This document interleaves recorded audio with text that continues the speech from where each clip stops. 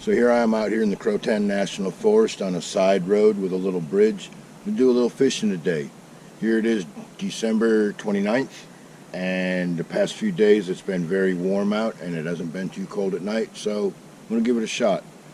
I'm going to start out today with a double drop shot on this little Zebco 33 micro, and then I also have this little spinner micro 33, and I got a little egg sinker on there in a bottom rig. I'm going to put some worms on there, and hopefully I'll catch some bluegills or something like that. And if I catch a small one, I might put it on this old Zebco 404 over there and maybe see if I can pull a bullhead up or whatever. And my worm container today, I'd just like to say thanks, Dad. I remember when my father bought this, and then I got his metal hand-me-down that his was from the 40s, and he bought this in the late 60s, and here it is, almost 2020, and this thing is still rock solid. So we'll go over there to the bridge and see if we can't catch us some fish.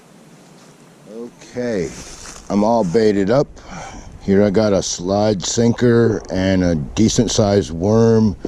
Normally I wouldn't use that much, but it's cold out, it's winter time. They need a bigger piece of bait to get them enticed. Here's my drop shot. I don't know if you can see that. I just got a sinker on the bottom, a big BB one, and then I got a worm there and a worm there. So I'm about a foot off the bottom and about 2 feet off the bottom.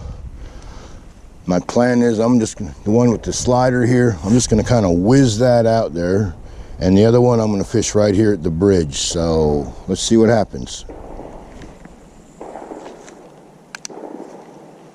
Okay, we got that one right there.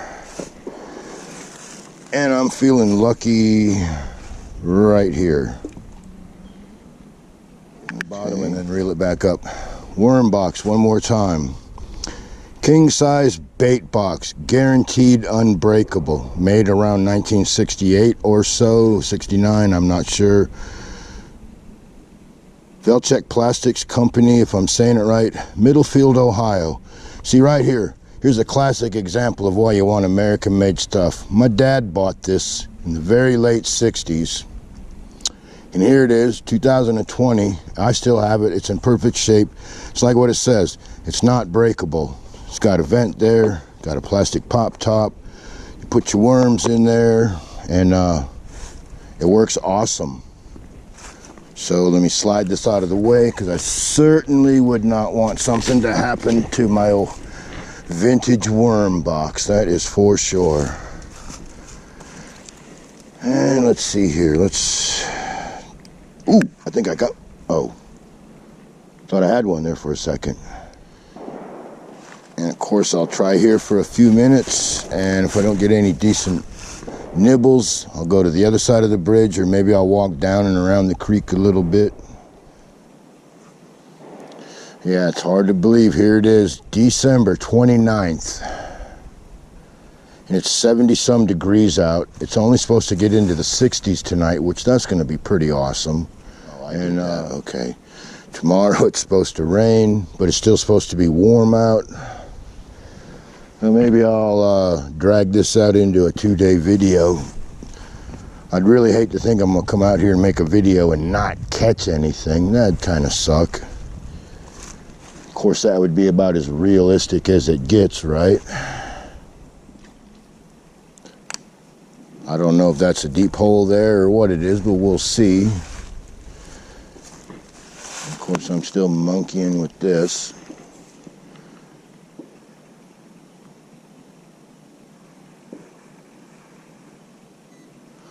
Well, I'll be. Somebody stole my worm. Okay, okay.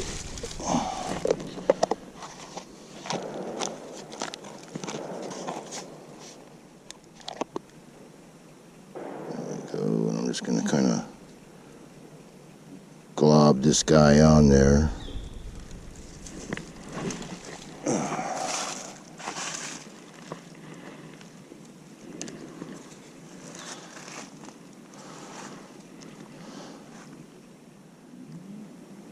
Ooh, I got one. All right. First fish. What we got here? Come here, you. Oh, don't get all tangled up. Come on, quit being a dink. Do not do that. Okay, there's got to be an easier way to do this. All right. Come here, you.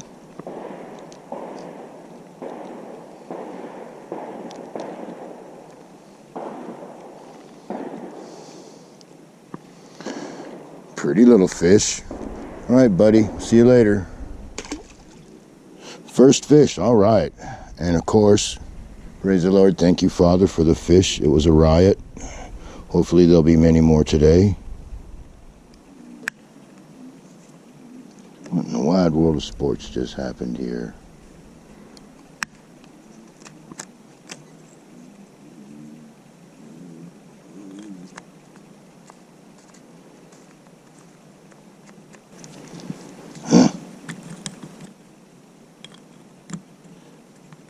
Yep, gotta love it. Of course, you know what happens next. I'm sitting here playing with this, and something will grab that. There we go. All right, let's drop that down again. And wait for a little tug. Ooh, got another one.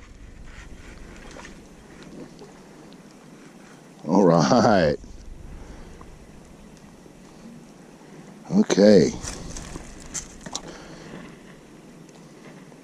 Come here, you. Settle down. Okay, so, and if you can notice, I did punch the barbs down a little bit on these hooks. I just thought it'd be a little easier today. And I catch one more on that bottom rig there, and I'm going to do away with that top hook because there'll be just no need. It looks like they're down about a foot off the bottom, which is awesome. All right, let's do this again. So lay it in there and wait for the tug. Well, I'm pretty sure this microphone's picking that up. There's somebody not too far from here doing target practice. For those of you that don't know, target practice is a huge no-no in the Croatan National Forest. It is something you don't want to get caught doing. You'll be hating life if you get caught. So my recommendations is find some private property to target shoot like I do, or suck it up and join a gun club or go to the range or whatever you got to do. But if you come out here and get caught, you ain't gonna like it, because they're gonna ram you pretty good, and rightfully so. Law's pretty specific. No target shooting out here. Do I like that law? No. But do I abide by that law? Absolutely. So where I'm fishing at here, last time I came here it was hot out, snakes were still roaming around, and the bowfins was rolling and whatnot. So it seems to be a good backwater, blackwater creek. I know there's catfish in here. I know there's bowfin. I have, like I said, I've caught stump knockers. Now it looks like I just caught a couple crappies. There's no telling what might be in here. I know there's water moccasins. I also know that there's alligators. I mean, after all, this is the Croatan Forest. Croatan National Forest, actually. And the gators used to pretty much keep to themselves out in the big lakes out here in the forest, but the last hurricane that we had, it flooded the whole forest. The whole forest at bare minimum was under 6 feet of water, some of it more than that. So this whole place flooded and redispersed the alligators to parts unknown. So now wherever there's water, when it started to dry up, that's where they ended up at. So now them some where I liked it a lot better when they were just in the big lakes. Because now you can be walking down a little creek like this, and the next thing you know, you'll hear what sounds like a body slamming into the water. And what is it? It's an alligator. Biggest ones I've seen out here so far, and I know there's bigger. I've seen them out here 10 foot, which by Florida standards is small, but up here it's a nice sized one. And they do get bigger. I know alligators out here, personally, have seen alligators out here that are 10 foot plus. Maybe 11. I doubt it, but they were freaking 10 foot for sure. Whoa, that's what I'm talking about. Ah! And then right in the lumber yard. What the hell happened here? Wow, I had a total disconnect. What the hell? Dang. Whatever that was, I think it was a decent fish. Dang.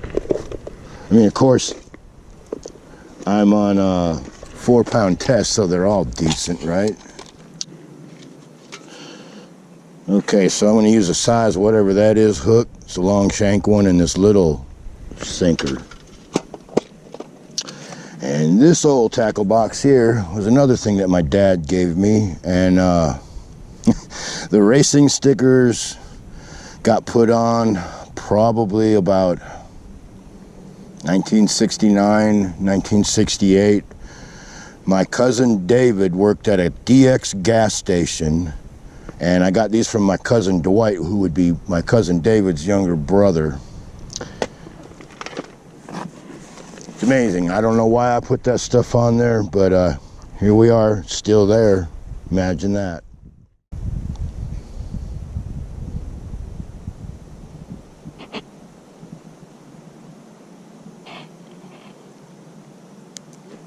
Whoop.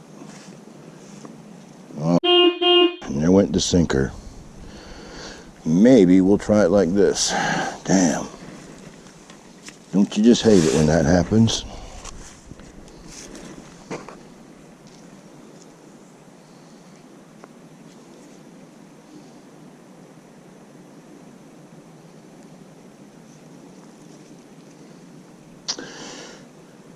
So in my opinion, what just happened was either one, I had a crappie knot,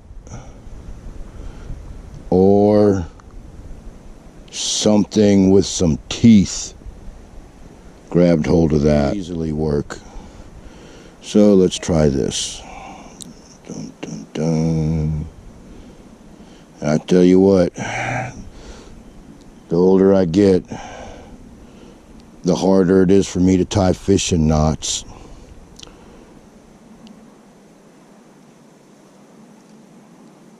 Oh, come on. Dang it. Well, let's do this old-fashioned trout knot. This is a knot I learned as a kid. I don't know what the right name for it is, but it's called slip the string through your fingers a couple of times. Make a loop. You go once.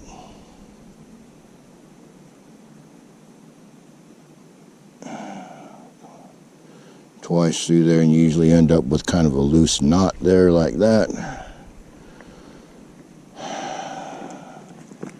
As long as I don't catch anything freaking huge, that'll work just fine. And if I lose another leader, because this is a 6-pound leader with a 4-pound test, so either I tied a or something with teeth grabbed it, and if something with teeth grabbed it, Then I'll put a little stronger leader on there and see if I can't figure out what it was. We want one bigger than that. Come here, fat boy. Well, I don't know. We'll go with this one here. And I imagine since I've been doing this that my other one's probably been stripped. That would be my guess. But probably what I'll do is, like what I said, I probably am going to take one hook off, fish with just one hook about a foot off the bottom, because that's where I caught those fish on the double drop shot, was about a foot off the bottom. So we'll just kind of put that on there like that. Give this guy a whiz back out there. So I got a little bit lighter sinker on there. I certainly got a more positive knot.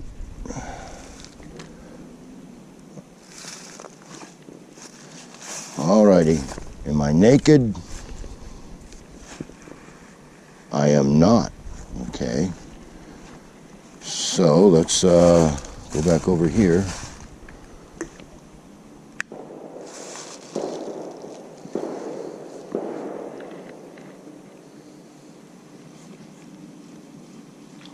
Whoa, look at that. I didn't even know I had one on there. Oh, lost him. Little. And I need a volunteer. Come on, guys. One of you fat come up from the bottom there. Yes. There's a good one.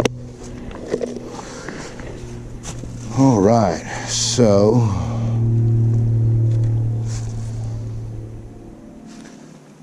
yeah, as I look around here, I do believe this might be a place I might have to come out here and go camping. It's right by the bridge. That can be good, that can be bad. If you get hurt, that's good because someone can find you. It can be bad because you always have to run the risk of some coming down here late at night wanting to shoot off the bridge or some stupid. You never know.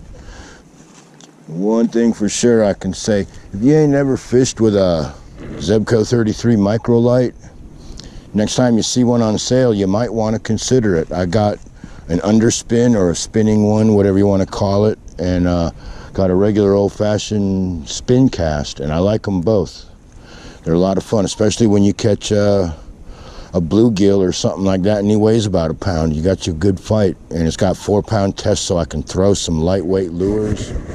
I think I got to appreciate ultralight fishing when I was a kid with my dad, because we always used to go trout fishing, and not like coastal trout like down here. I mean freshwater brown trout, rainbow trout, get far enough out in the woods, brook trout.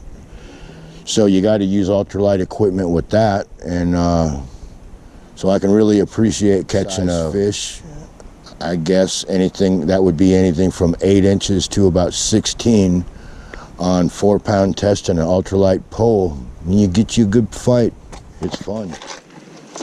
So far I have caught 2 fish, and I've lost 2 fish, and I had one strip my worm.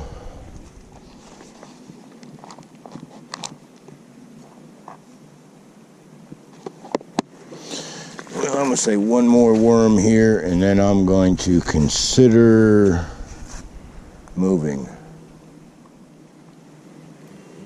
It's nice and relaxing sitting here on the bridge, but I ain't got but 2 fish here. 2 got away, so I think it's time to move on here.